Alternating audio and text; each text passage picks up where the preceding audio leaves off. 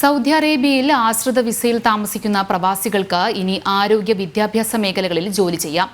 ഇതിനായുള്ള നടപടികൾ മാനവ വിഭവശേഷി സാമൂഹിക വികസന മന്ത്രാലയം ആരംഭിച്ചതായി സൗദി മാധ്യമങ്ങൾ റിപ്പോർട്ട് ചെയ്തു.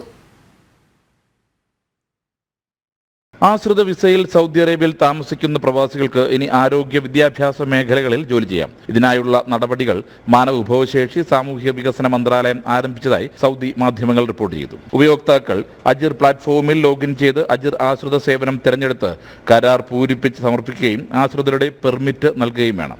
സേവനം സൗജന്യമാണ്. മാനവ വിഭവശേഷി സാമൂഹിക വികസന മന്ത്രാലയത്തിൽ രജിസ്റ്റർ ചെയ്ത സ്ഥാപനങ്ങൾ, വാണിജ്യ രജിസ്ട്രേഷനുള്ള സ്ഥാപനങ്ങൾ, നിതാഖാത്ത് സമ്പ്രദായത്തിൽ റെഡ് ബാൻഡിന് കീഴിൽ ഉൾപ്പെടുത്താത്ത സ്ഥാപനങ്ങൾ എന്നിവയിലാണ് ജോലി ചെയ്യാൻ സാധിക്കുക.